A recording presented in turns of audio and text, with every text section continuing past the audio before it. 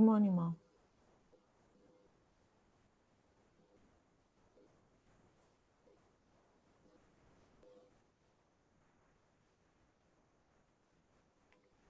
Good morning, ma. She hear me.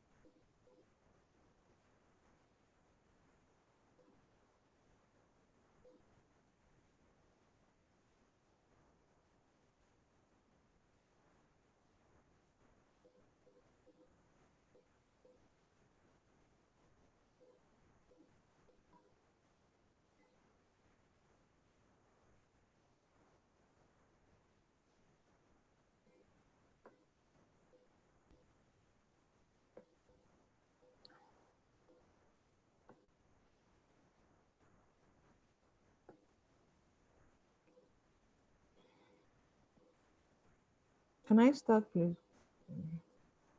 Can you share my screen? 4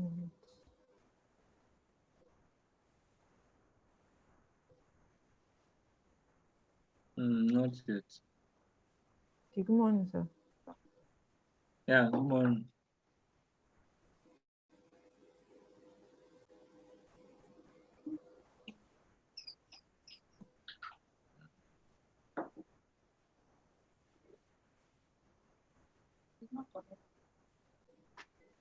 Oh, it's connected.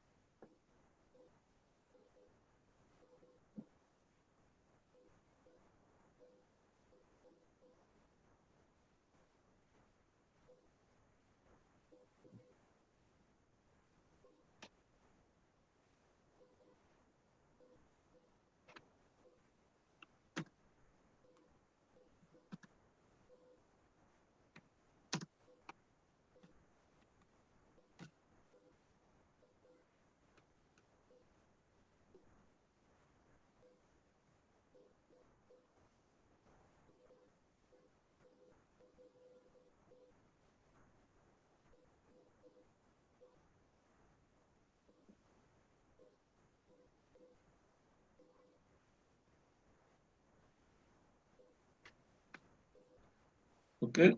Good morning, everybody. Good morning, sir. Dr. Good morning. Yes, Good welcome morning, to ma'am. today's presentation. Yes, Dr. Ume, if you Yes, are sir. set, I think can go ahead. Okay, sir.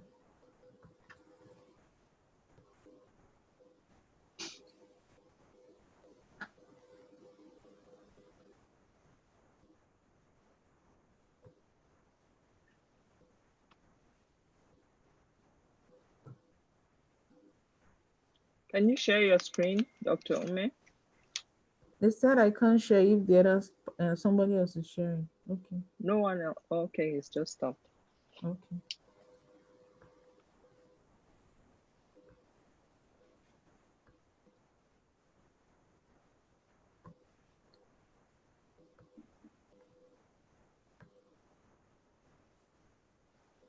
Okay, we Good can see morning. now. Yes, yes, ma'am. Good morning, consultants. Good morning, fellow residents. Today we were having a seminar and I'll be answering this question. Sorry, I don't know. How do I? Sorry, ma, please, how can I minimize the screen for the videos that are showing? They're obstructing part of the presentation. Which video? Okay. You want to leave the slideshow? No, I'm on the slideshow, but Okay, click on there are three icons on the upper left corner. Click on the smaller one. hide. Okay, hide. Upper left. Okay. All right.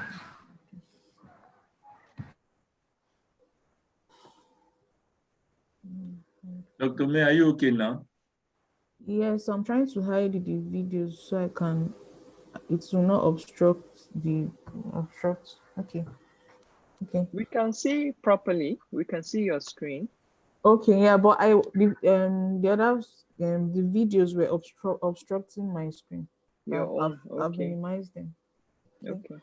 A 27-year-old female postgraduate student noticed she was fine on waking up, but as the day wore on, she experienced progressive drooping of both eyelids with occasional diplopia. Her friends told her she had lost her smile. The question is to list 5 differential diagnoses. What is the most likely diagnosis and how will you manage her? I'll be answering using this outline in differential diagnosis, introduction, epidemiology, the pathogenesis, classification, and then the management. And then I would conclude. The key points to note here are that the patient is 27-year-old. She's a female, and she had progressive drooping of both eyelids. There was occasional diplopia, and there was a history of loss of smile. And then also the symptoms were said to have improved with rest and worse on exertion. So I listed my differential diagnosis here. My first differential is myasthenia gravis, which is an autoimmune disorder with patient presents with variable asymmetric ptosis, with diplopia, expressionless face, fatigue, dysphonia, dysarthria, proximal muscle or generalized weakness. There could be respiratory difficulties in severe cases, and the symptoms are said to improve with rest and worse on exertion. I also made another differential of multiple sclerosis based on her age, and also there is an autoimmune disorder. The patients may also present with blood vision, visual loss, or visual loss. Then there may be diplopia, pain on eye movement, fatigue, multiple cranial nerve pulses, which may also cause an expressionless face, cognitive emotional impairment, dysphagia, dysarthria, respiratory difficulties. Then patients may have the author phenomenon where symptoms are said to worsen with temperature or exercise, but the symptoms do not improve with rest. The worsening on exercise is usually due to an increase in body temperature. So it's not likely as a result of the exercise itself, but the increase in body temperature. So which differentiates it from myasthenia gravis. Another differential is chronic progressive external ophthalmoplegia. Patients present with ptosis, which is usually symmetric. They may also have an ophthalmoplegia, pigmentary retinal changes, sensory neural hearing loss. They may also have dysphagia. However, these patients do not have diplopia, and the symptoms are not said to improve with rest or are not worse on exertion. And I also made a differential of Lambert-Eaton myasthenic syndrome, so most similar to myasthenia gravis.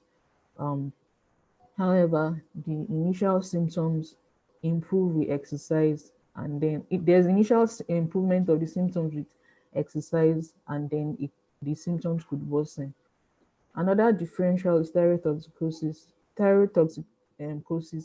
and these patients will present with, apart from it being an autoimmune disorder, this patient could also present with proptosis. They, however, do not have ptosis, and the symptoms do not improve with rest, and they are not worse on exertion. So based on this, I made a diagnosis, or a likely diagnosis, of myasthenia gravis, and I'll be discussing the management of myasthenia gravis.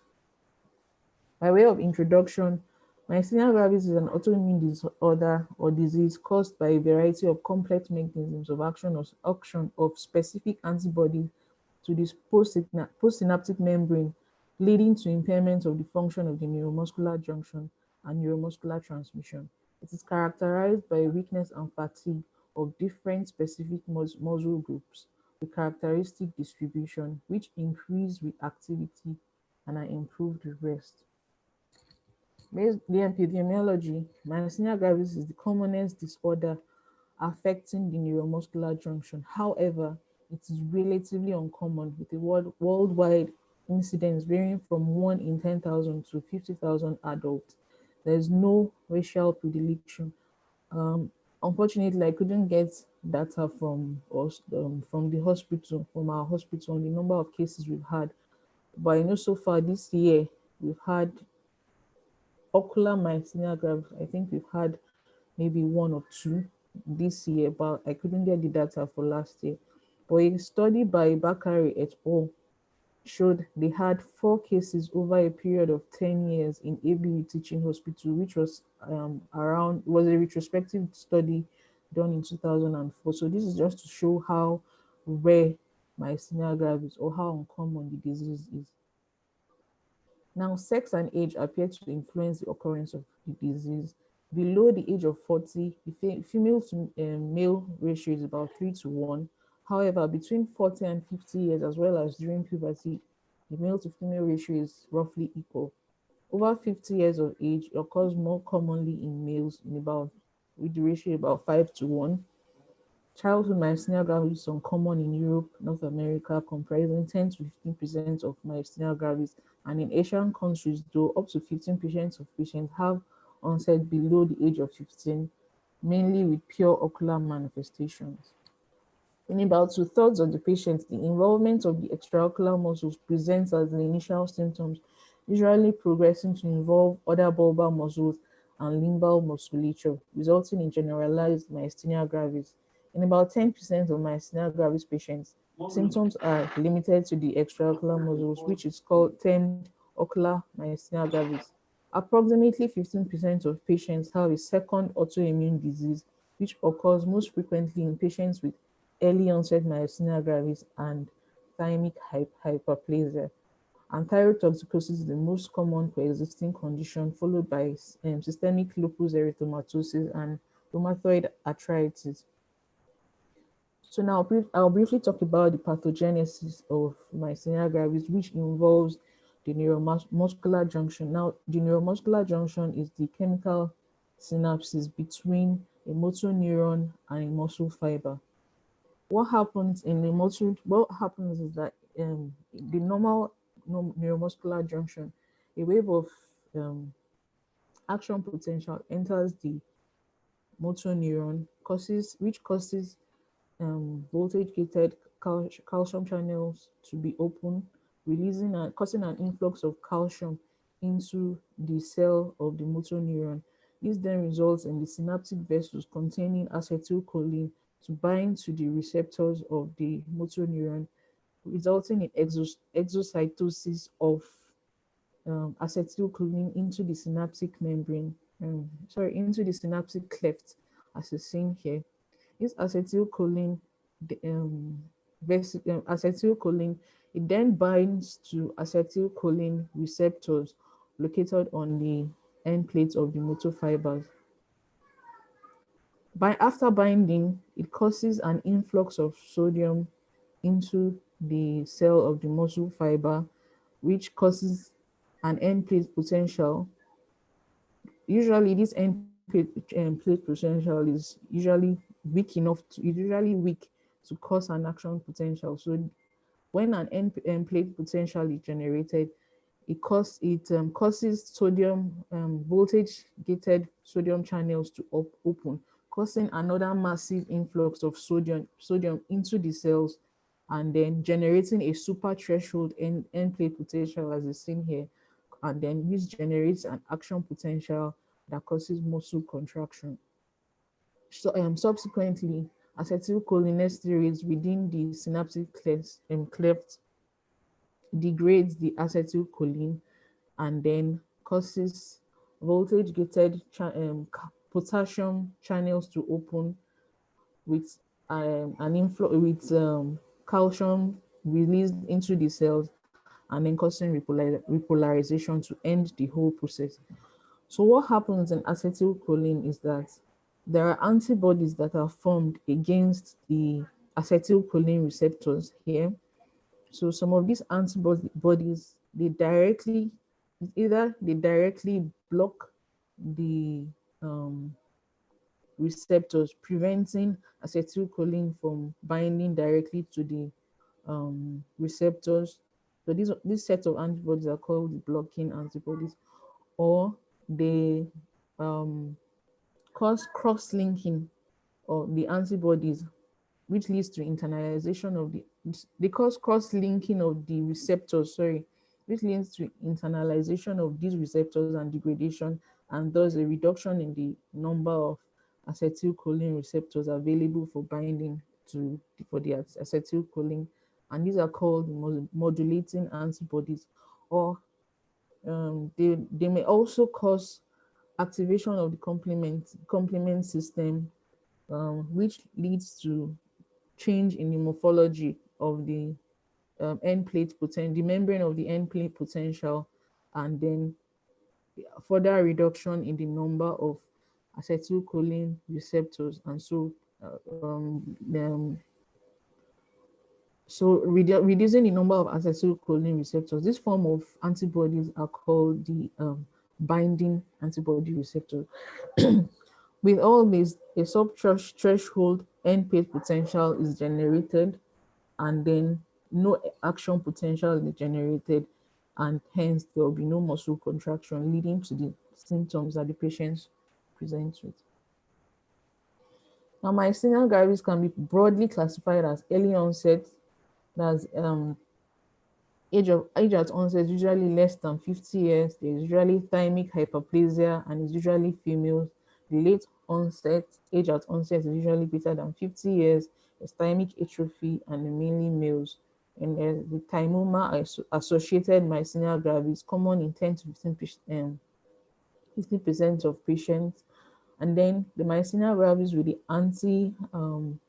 muscle specific tyrosine kinase antibodies present in 2 to 5%, and those that have purely ocular myasthenia gravis, where the symptoms are limited just to the ocular, just have ocular involvement, and then the myasthenia gravis with no detectable acetylcholine receptors or muscle specific tyrosine kinase antibodies.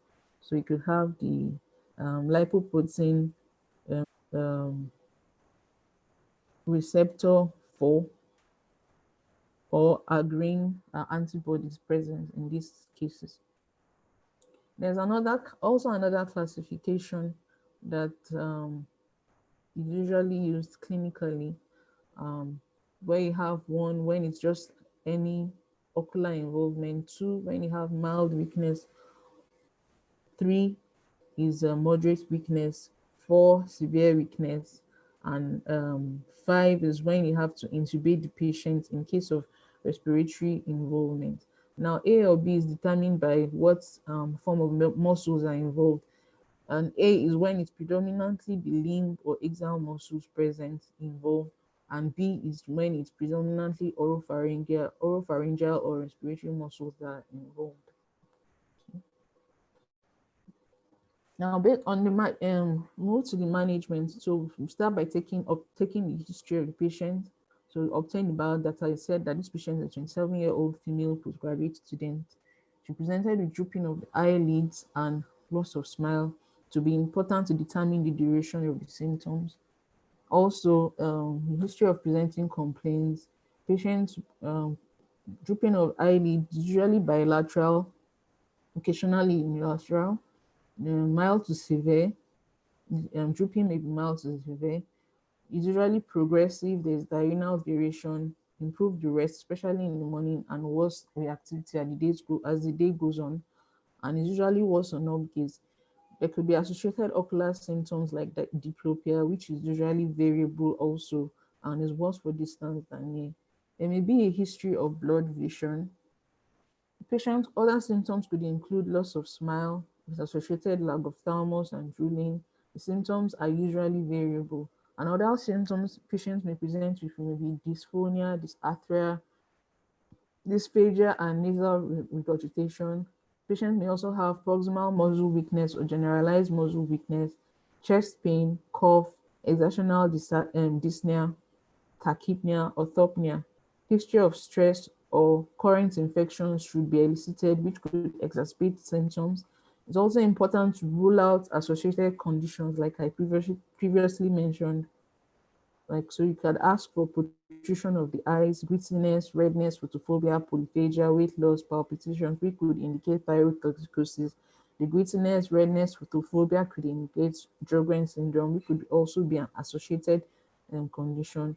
Then history of fever, joint pain, or swelling, which could indicate rheumatoid arthritis, SLE, scleroderma, Addison's disease, Sjogren's syndrome, polymyositis, headaches, ask for headaches, butterfly rash, hair loss, hematuria, seizures, which may indicate SLE, hardening of the skin, especially on the hands and face, ulcers on fingertips, indicative of Raynaud's phenomenon, especially in scleroderma, dry mouth, Sjogren's syndrome, history of diarrhea, abdominal pain, cramps, rectal pain, rectal bleeding, could be indicative of ulcerative colitis, hyperpigmentation, nausea, vomiting, salt cravings, Addison's disease. Then anorexia, bloating, heartburn, constipation, beefy red tongue could indicate pernicious anemia. Generalized body weakness could indicate red cell aplasia. Also, the past ocular histories will be important to find out other ocular comorbidities, past medical or surgical history of other medical conditions or surgeries. The O&G history is also important, the last menstrual period, because some of these symptoms are maybe aggravated during the menstrual period or during pregnancy. So it's important to know the last menstrual period of the patient. Then also inquire about the family and social history. If there is similar disease or presence of other autoimmune diseases among family members. History of cigarette smoking may be a risk factor for the patient having rheumatoid arthritis. Then the drug history of use of medications that can trigger myasthenia gravis. So these medications include anti-infective agents such as aminoglycosides, ampicillin sodium, ciprofloxacin, erythromycin, imipenem, kanamycin sulfate, pyrantel, cardiovascular agents such as acebutolol hydrochloride, oxoprinolol hydrochloride, practolol, procainamide, propafenone, propanolol, quinidine, timolol maleate. Other agents include chloroquine, corticosteroids, D-penicillamine, interferon alpha, trihexyphenidyl hydrochloride, trimethadione, verapamil hydrochloride. On examination, you might find a lethargic patient. General examination, you might find a lethargic or sleepy patient. The patient is a young female, being obvious respiratory distress, and there may be use of accessory muscles of respiration.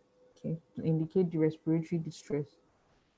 You may also note other findings, like I said, for other associated conditions that might be present: malar rash, hyperpigmentation, pallor, leafy red tongue, pedal edema, indicative of other systemic other autoimmune diseases that may be associated with myasthenia gravis. So I began with the ocular examination because usually these patients present, the symptoms usually begin with the ocular symptoms before they progress to affect other systems. Now the patients, the visual acuity is usually normal. They may have ptosis, which is usually mild to severe. This patient in this case is bilateral, and it may be usually asymmetric. Lead measurements are important: the palpebral visual height, the margin reflex distance, which is done before and after other tests of fatigability. So lead fatigability test too can be done, where a patient is asked to look upwards.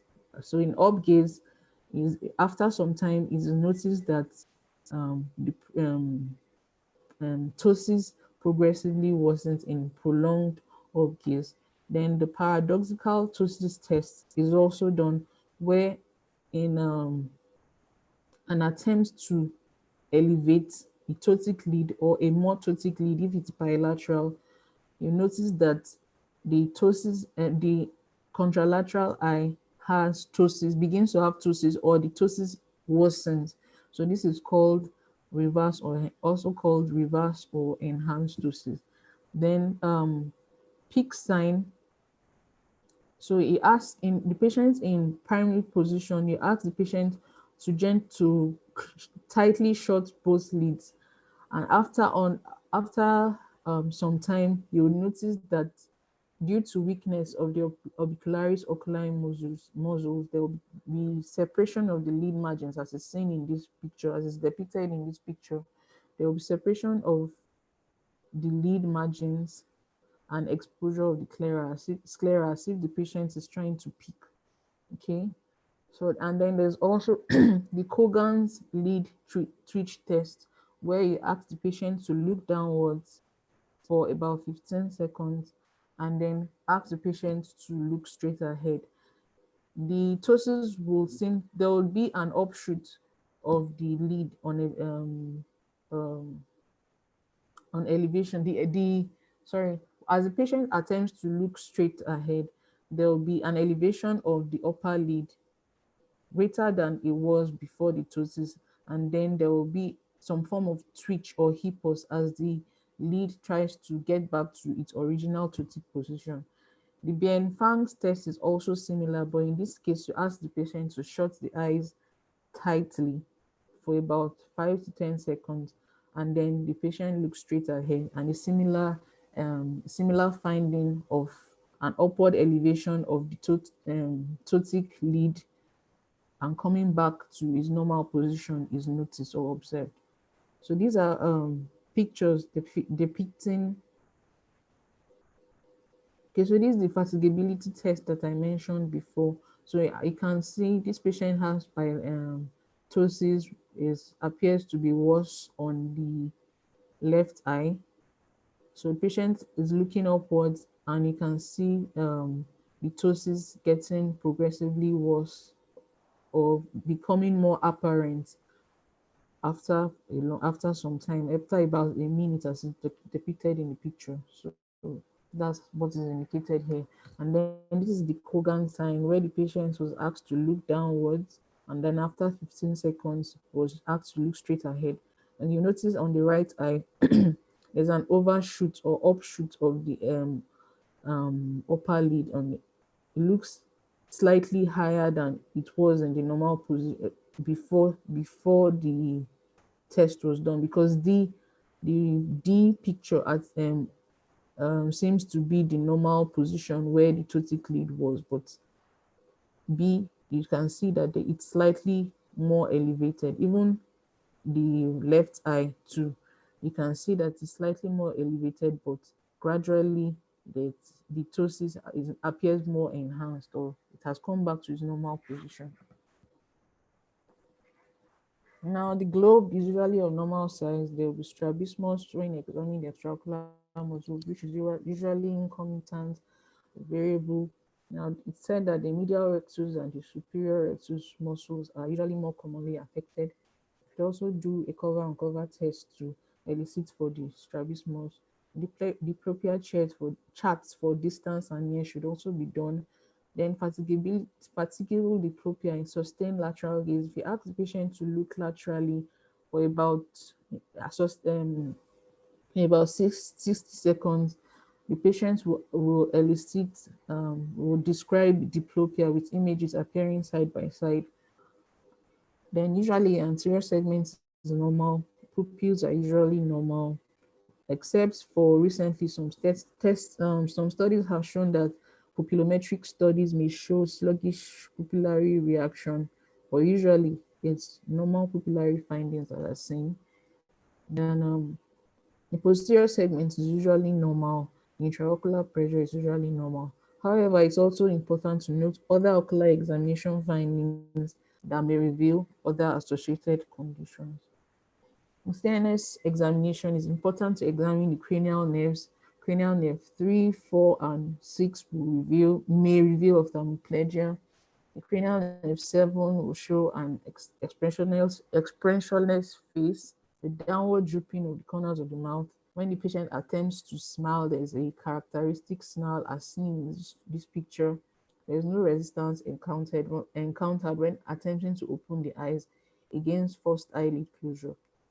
Should also examine the bulbar muscles, ask the patient to count aloud 1 to 50, and this worsens the dysarthria and may result in dyspnea in the patient. You also want to elicit for laryngeal muscle weakness. Ask the patient to make high-pitched E sounds, and then you begin to notice hoarseness of the voice as the patient tries to make those sounds. The musculoskeletal examination, power is usually examined for the power. Neck flexors are usually more affected than extensors. Upper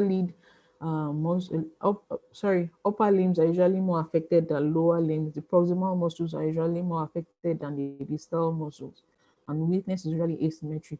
Sustained abduction of the arms, usually for 2 minutes, usually results in weakness.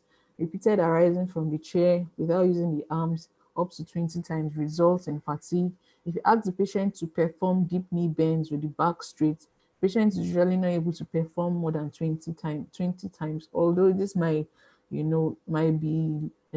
not be possible in elderly patients or patients who are obese, and you might find it difficult to do. But then in normal patients, this activity might be difficult to perform. Sustained elevation of the leg while lying supine for 90 seconds usually will result in weakness. The sensory and deep tendon reflexes are usually normal in these patients. Respiratory examination may reveal dyspnea and tachypnea, reduced chest movement, breath sound may be vesicular or bronchial. There may be added sounds, and then single breath counting out loud 1 to 20 may not only elicit dysarthria but dyspnea, and sometimes it can be used to estimate the vital capacity. Usually, it's said that whatever you get, whatever the number the patient is able to count to, you multiply that by 1,000 to give an estimated vital capacity, the vital capacity. Okay. Then other systemic examinations also should be done to rule out associated conditions like I have previously mentioned. The investigations done usually can be non-pharmacologic or pharmacologic, laboratory, radiologic, electrophysical. The non-pharmacologic tests include the sleep test. If you ask the patient to rest or sleep for about 20 minutes on the couch, there is usually marked improvement of the ptosis or muscle weakness. Then ice pack test, you place an ice pack on the affected upper lid for about 2 to 5 minutes, and the positive test is improvement of ptosis greater than 2 millimeters or more, greater than or equal to 2 millimeters. Tensilon test is a pharmacologic test where endophomial chloride, which is a short-acting acetylcholine esterase inhibitor, is used. This usually is advised to perform this procedure maybe in an operating room in the presence of an anesthetist and patients hooked to a cardiac monitor. A total of 10 milligram of hydrophonium may be used. Usually you start with 2 milligrams and then try to elicit watch out for the response. If there is no response, you increase to 4 milligrams, which is given slowly, and then you give another 4 milligrams to to try and then note for results, positive results, which are said to be results are said to be positive when there is an unequivocal improvement of the strength, such as the ptosis. Now, laboratory tests include antibody tests, testing for the acetylcholine receptor antibody titer, checking for anti-striated muscle antibodies, muscle-specific receptor tyrosine kinase, antinuclear antibodies, especially when you want to rule out associated conditions like SLE. Then a complete blood count, erythrocyte segmentation rate, associated conditions like sarcoidosis, you can do that. Then the full blood counts, liver and renal profiles, electrolyte profiles. These are important, especially when you want to commence treatment using immunosuppressive agents. And thyroid function tests, like I mentioned, to rule out thyrotoxicosis. Radiographic studies, approximately 20% of patients with myasthenia gravis have a thymoma present, whereas about 70% have thymic hyplasia. To exclude this, all patients should have a CT scan of the chest done with contrast or an MRI.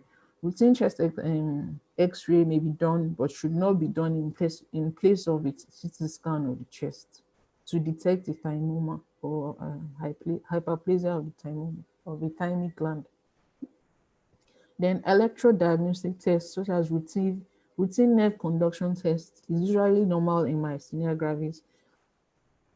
Repetitive nerve stimulation is positive when there is greater than 10% decrement, and if the yield increases if proximal proximal nerves are stimulated, such as the spinal accessory nerve, the facial nerve, and if the limb temperature is increased, or the test is conducted following exercise of the appropriate muscle. Then exercise testing is also done with all repetitive nerve stimulation studies because the decrement is often enhanced following exercise. Then the single fiber electromyogram is used to measure the relative firing of adjacent muscle fibers from the same motor unit. And a variation in firing of these fibers is called a jitter. So for patients with myasthenia gravis, an increased jitter is seen. Although this test is the most sensitive test for demonstrating neuromuscular transmission, which is usually 95% to 99%, it's however not specific because other neuropathic or myasthenic disorders may have abnormal results. So finally, it's an important point generally in the electrophysiologic studies should be interpreted in the context of the clinical setting. So these are just pictures showing a patient who has had an eyes test done, and you can notice that the ptosis improved. There was improvement of ptosis in the right eye, and improvement of ptosis in the right eye, and the chest X-ray showing a thymic or thymus gland enlargement. This also shows decremental EMG response, like I stated before, usually greater than 10%. And then, sorry, this is a decremental EMG response, and then increased jitter also in the EMG. And then a CT scan showing an invasive thymoma. The treatment of myasthenia gravis is multidisciplinary. It involves the neuro-ophthalmologist, the neurologist, the cardiothoracic surgeon, the anesthesiologist, depending on the severity of the disease. Treatment is individualized according to patient's characteristics and the severity of the disease. There are generally two approaches in the management of myasthenia gravis. either by increasing the amount of acetylcholine that is available to bind with postsynaptic receptor using an acetylcholinesterase inhibitor agent, or by using immunosuppressive medications that decrease the binding of acetylcholine receptors by antibodies. And there are 4 basic therapies used in treating myasthenia gravis: symptomatic treatment with acetylcholinesterase inhibitors, rapid short-term immunomodulating treatment with plasmapheresis and intravenous immunoglobulin, chronic long-term immunomodulating treatment with glucocorticoids and other immunosuppressive drugs, and then surgical treatment. So this is an algorithm for treating myasthenia gravis. So patients who have acetylcholine, who are receptor antibody positive, you may want to consider starting on the anti-acetylcholinesterases. If there is no improvement, you can give steroids. If there's no improvement, you move to immunosuppression, suppressive therapy. Also, some of the patients who are antibody negative to acetylcholine receptors, who are also might have the muscle-specific kinase antibodies, you might try the anticholinesterase, and if there's no improvement, you move to steroids. If there's no improvement, you give the immunosuppressive therapy. And then those who have other antibodies, you might also want to try, even though there might be no improvement in using all these treatments. After all this, you now consider using new therapeutic approaches. Now, thymectomy is usually done in patients who have, after a CT scan has been done, are noticed to have a thymoma, or as usually advocated in patients with generalized myasthenia gravis. The therapeutic plasma exchange, or the intravenous immunoglobulin, is usually used when there's an emergency, or like in a myasthenic crisis where you have exacerbation of symptoms, where you want to rapidly remove the antibodies present. So usually this treatment is, or you are trying to prepare a patient for surgery, and you want to rapidly remove antibodies or stabilize the patient, so you might need to give this form of treatment. So, like I've previously mentioned, acetylcholinesterase is the first inhibitors. They're the first line treatment. Most commonly used drug is pyridostigmine. It has a rapid onset of action, 15 to 30 minutes. Initial load 15 to 30 milligrams every 4 to 6 hours, and is titrated upwards depending on the patient's response. And plasmapheresis improves strength in most patients by directly removing acetylcholine receptor antibodies from the circulation. Typically, have one exchange done every other day for a total of 4 to 6 times. Then IV intravenous immunoglobulin therapy, usually the same indication as plasmapheresis. Then you could also give corticosteroids. Prednisone is generally used when the symptoms are not adequately controlled by anticholinesterase alone. Good response usually achieved with initially high doses and then taper to lower dose to maintain the response. Patients could have temporary exacerbations when you start at high dose, and then this can last for several days. But anticholinesterase can be used in the treatment of mild cases. You may need to do plasmapheresis or intravenous immunoglobulin to treat for severe cases. Then you have the non-steroidal immunosuppressive agents. I'll just mention them: azathioprine, mycophenolate mofetil, cyclophosphamide, tacrolimus, methotrexate, cyclosporin A. And then the surgical treatments, like I mentioned, thymectomy, usually used for patients with thymomas and patients who are said to have acetylcholine receptor antibody positive with generalized myasthenia gravis, especially those less than 50 years of age.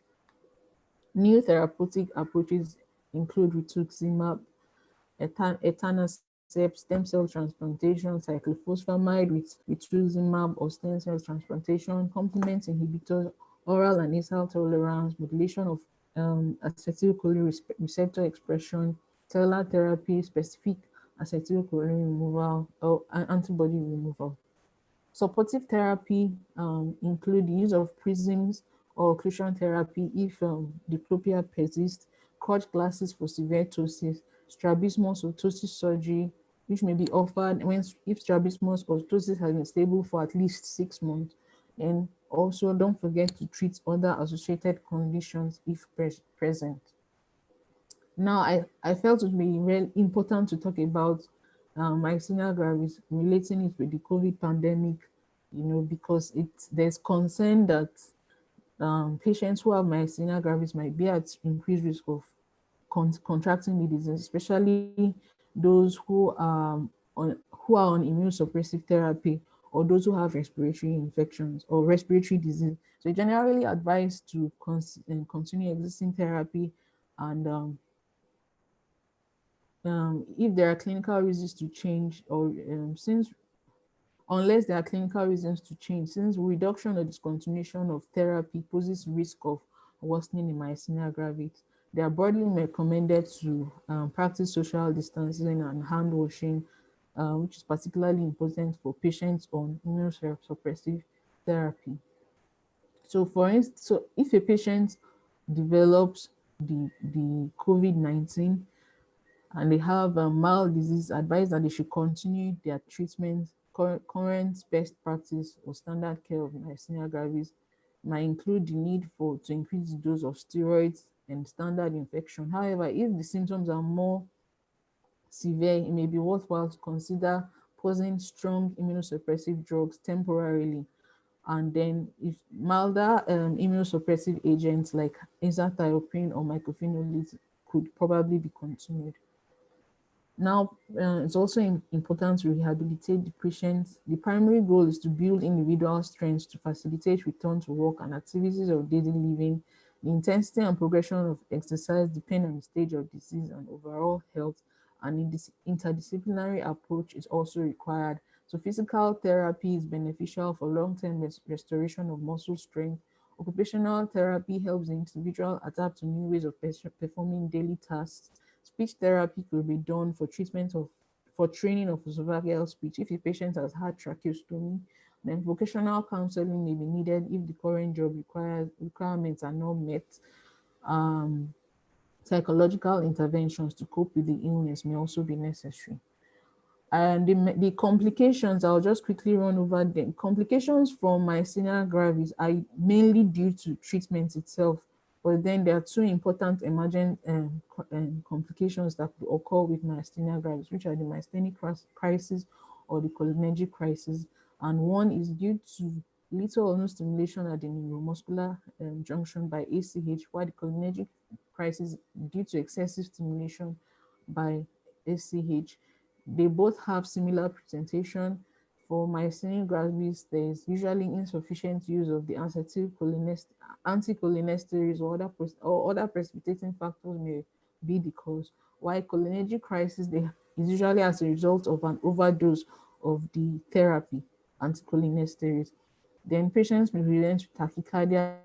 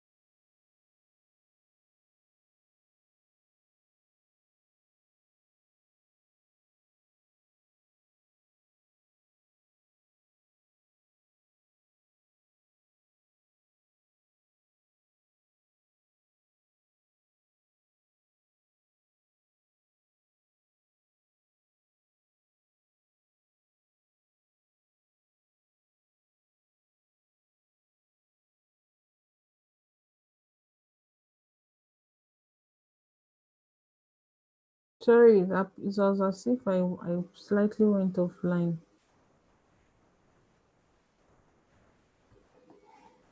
Okay, so I was talking about the differences between myasthenic crisis and cholinergic crisis.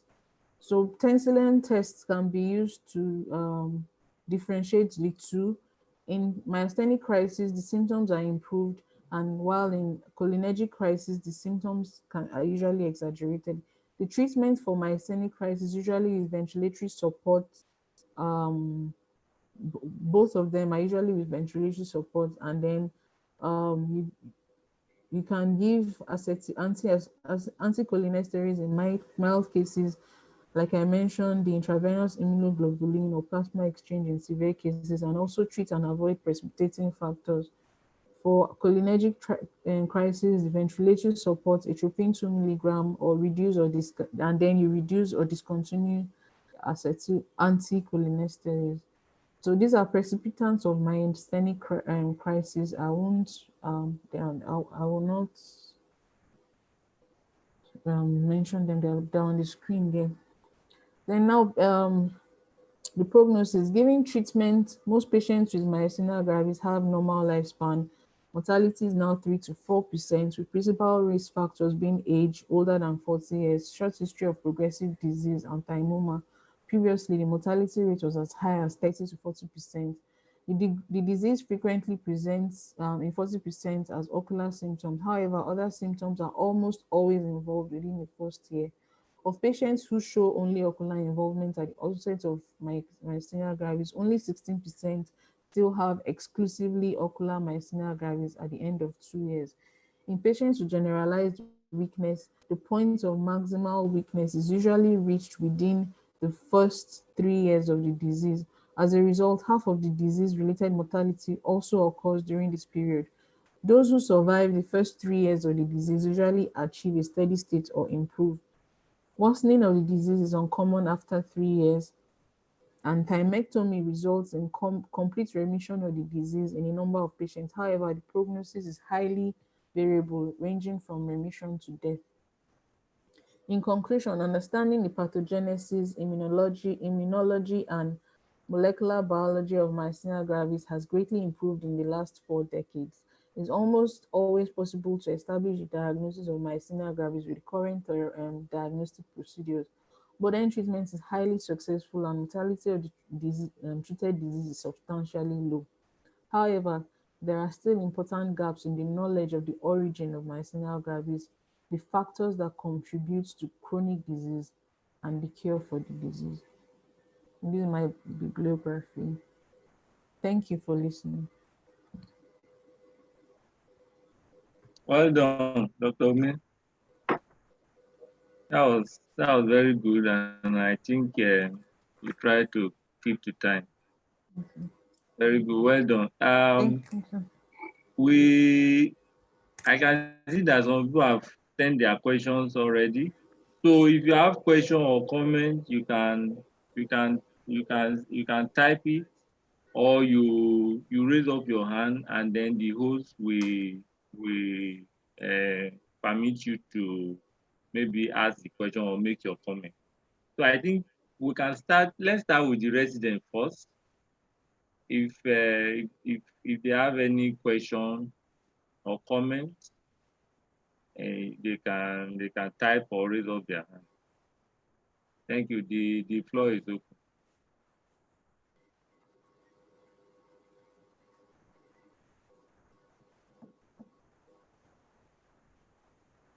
Okay. Dr. Ume, why not start with the questions that have been posted to you?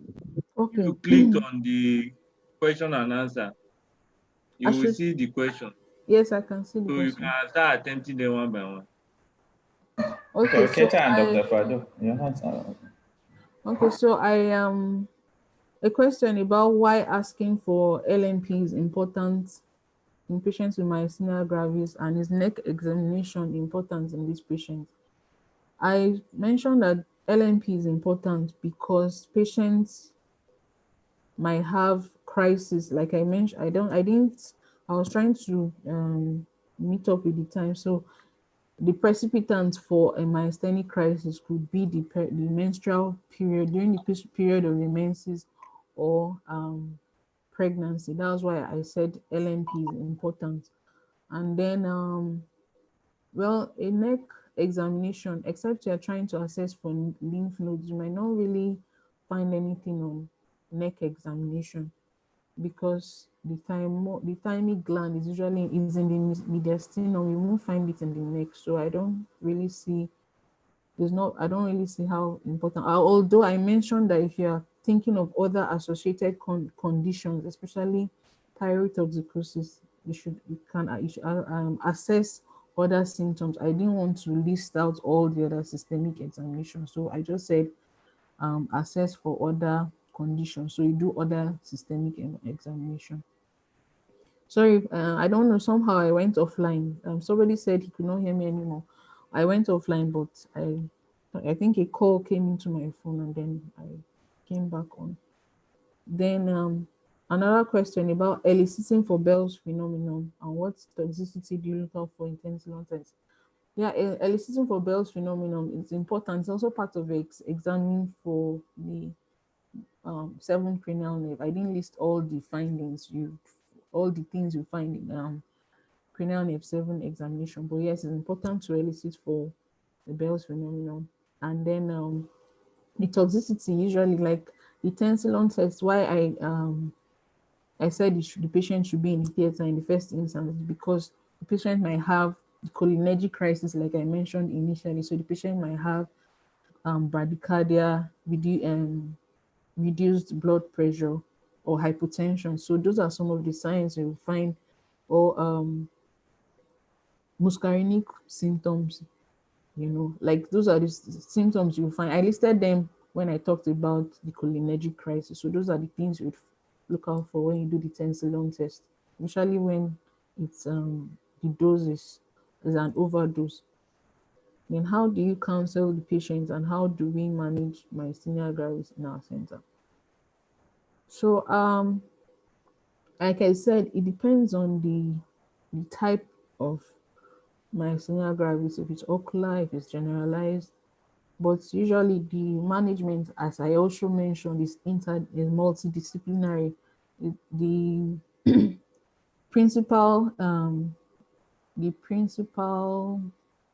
what do they call them now?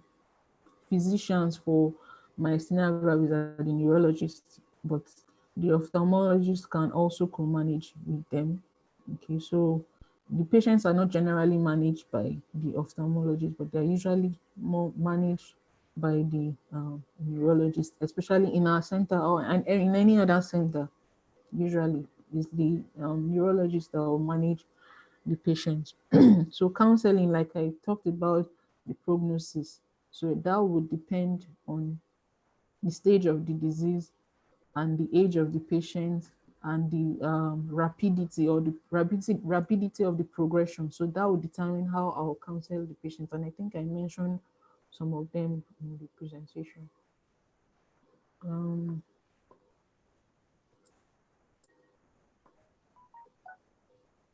What is the role of the use of atropine in tensilon test? So the role of atropine is usually to reverse the muscarinic symptoms, or that will be present after